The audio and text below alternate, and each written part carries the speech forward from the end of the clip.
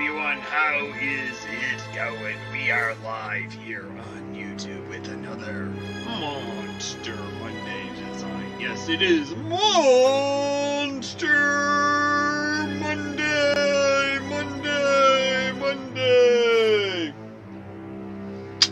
So for today's design, the basic concept started out as I wanted to do a monster with big tusks.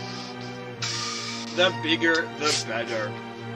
And I wasn't too particular on what color it was going to be, but I usually try to think what colors am I going to use for coming up designs, and I thought, well, you know, Mardi Gras is coming up, that's purple and green, so let's try to avoid purple and green in today's monster. Yeah, we use a little bit of purple, but not too much. But yeah, since it's my monster, it is my choice of what color it is. But I was looking up online for why are monsters green? Why are witches green?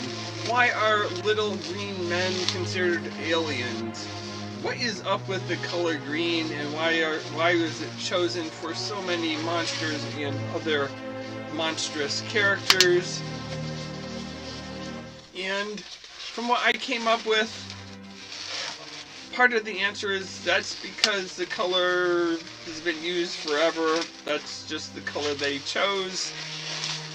Some of it is, if you look back at the original Frankenstein's monster in the book, it was a yellowish orange color, I believe. It didn't have the flat top that we all think of as Frankenstein. It didn't have the stitches and the bolt.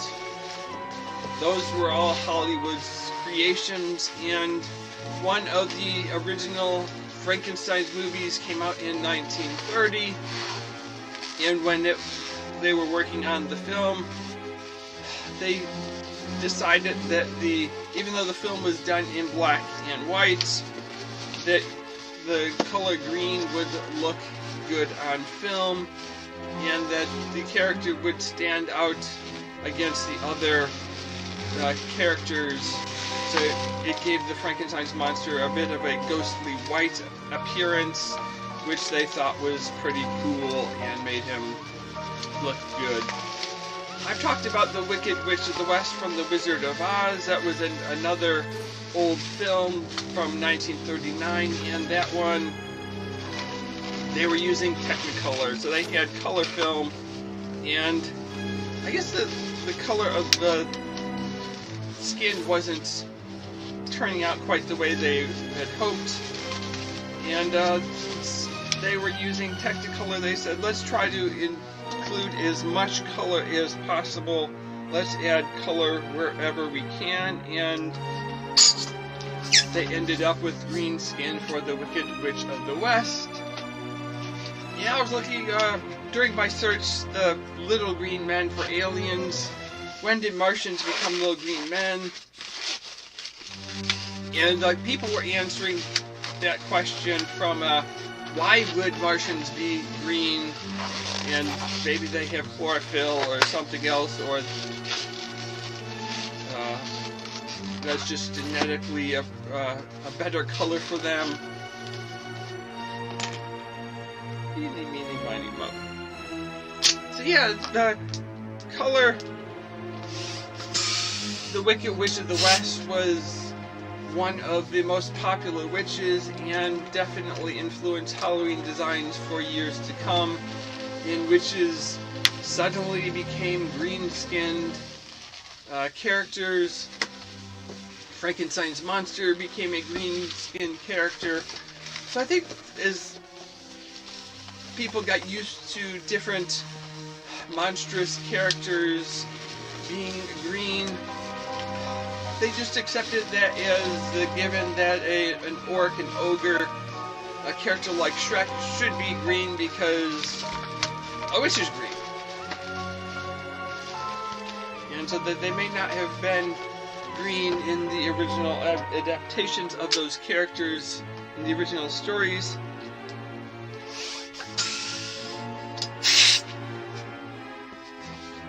And I've read a few author interviews of books, and some authors like to describe their characters in great detail, and I've seen a few authors who go to the other extreme and provide as few descriptions of their main characters as possible. They want to leave it up to the audience imagination to figure out what their characters look like. So instead of sort of telling them that they are blonde-haired, blue-eyed characters, we'll just leave it up to the it's not important for the story to know what the kids look like in the book, so we'll just let the readers decide what color the characters should be, what their hair looks like. Is it long? Is it short? So you could imagine the characters of a story to look a bit like you do, and see yourself as the character. So instead of having the author set it in stone saying this character has red hair, let's leave it up to the reader to imagine the character with whatever color hair they want.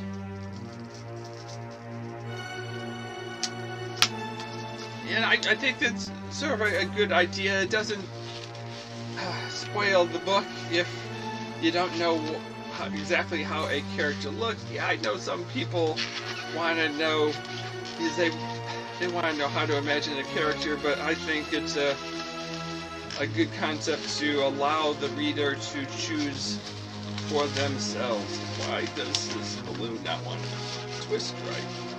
Come on. Attach that head. Yeah, so the original Frankenstein wasn't Frankenstein's monster. He didn't use lightning in the book. That was an adaptation that Hollywood has added and is now more or less become what everyone thinks of as how Frankenstein was formed. Even the assistant Igor was created for one of the shows.